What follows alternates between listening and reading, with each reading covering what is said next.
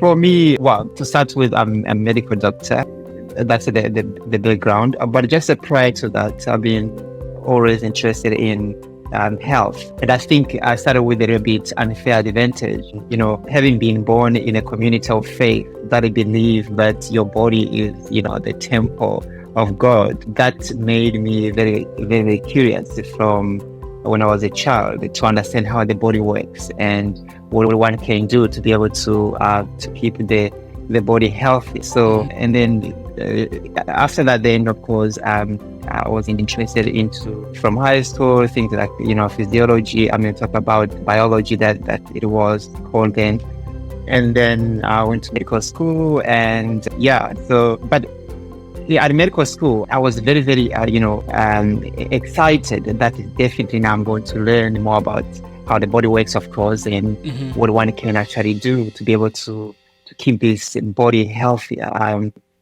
But somehow I was a little disillusioned or disappointed that at medical school, the focus was especially when it comes to really what one can do to be able to keep this beautiful body that God created for us, to keep it optimal. Aspect of nutrition was something that was a brush off. Of course, we did learn about anatomy, physiology, pathology, and of course the drugs. Looking how the disease happened. I think the knee-jerk reaction from the way we were taught, it was they have to be this drug for that, So that's kind of the background. And of course, the background after that, of course, when I finished medicine, of course, during my internship, that's where I started seeing the burden of disease. I don't know, when we were at medical school, yes, we'd be going to the hospital, doing the rounds and clinical rotations. But it wasn't until I started internship that I realized, actually, this is a problem where you have the chronic disease such as hypertension, diabetes, heart disease. But then you realize that there has to be something that can be done to be able to mitigate, to prevent, even be able to optimally, manage these conditions. But from medical school to the hospitals, it is all medication. Of course, there is a lot of medication, but I was somehow, medication is not working. Just to give an example, it comes someone who is a diabetic, comes in, you prescribe metformin and other medication, and 6 months later you come back, you find that their blood sugar is not still under control, their health is deteriorating, their blood pressure is high, the sugar levels are high, and now you need to start them probably on insulin.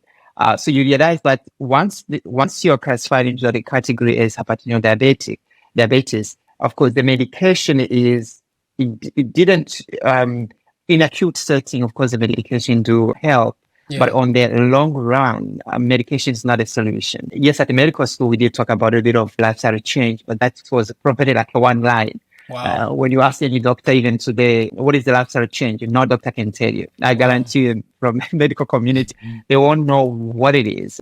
It was the lifestyle change. No one can explain what it is. How does it work? What kind of thing? And it was something that you can do that, but eventually you need to start on medication. So the medication prolongs you chronically. With that comes with some other side effect condition. The disease progress literally. It's medication is probably more to keep you to prevent the inevitable that's going to come. But then when I started checking that, I realized not only that in the health center community where I'm talking about the doctors, the nurses, also started getting sick. I mean, in fact, doctors sending medication, nurses. And for me, sorry if I'm talking long on this, but for me, my epiphany was literally when I was in one of the ICU. It was kind of 8 to 10 beds in ICU, and of course, from this side of the world where we are, we don't have the luxury of having so many doctors looking after our patients. So you'll be like one doctor looking after about 8 to 10 patients. And then you have, of course, a nurse or a sister who's going to be with you and assisting 2 or 3 patients. And for me, this for me was like this auto stop. The patient, of course, got a cardiac arrest. So that is basically, the heart basically stop. We have to do some form of resuscitation. Now, as I ran to do resuscitation, of course, you have to coordinate with you need a sister. With a sister, you're doing chest compression. There is many other things that involved. But the sister who was with me, I realized this was a little bit, obese. This sister was dyspneic at rest. That is, you can see just resting is basically breathing very fast and is having difficulty breathing. Now, when you start doing these activities, especially resuscitation, you have to be very, very active. Right. I realized if I even asked her to do chest compression, she's also just got a collapse, and then I will have it to people that I have to deal with. That's why I realized, how can in health community, how can we talk about health that is as a doctor, as the people in healthcare, when the image of our health doesn't even match that. That's for me was like, no. Basically, we don't reflect the health image. So if that is the case, what is the confidence that the patient has in us? That's why I started searching a little bit more. And then I learned about lifestyle medicine, which was for me how actually you can, my eyes were like open. So yes, people are dying of these diseases, but actually the research has shown, actually no, when people change their lifestyle, do certain things, change their diet, the exercise, it's better, and so on, they actually can treat better this condition to the point where actually some of these conditions can be reversed. Wow. So for me, like wow, this is new. And so it was for me amazing to realize that this disconnect between what the science world is showing and what we actually practice in medicine. It's a mind blowing to see that. So the science shows this, but what you practice is totally different. So anyway, I started learning, and then I certified in lifestyle medicine, and lifestyle medicine, I'm a physician now. And that's why I started actually taking patients and see how this works. So that's to cut this story short. That's in my background. So I have been very, very passionate about this. What lifestyle medicine can do, what lifestyle change intervention can do.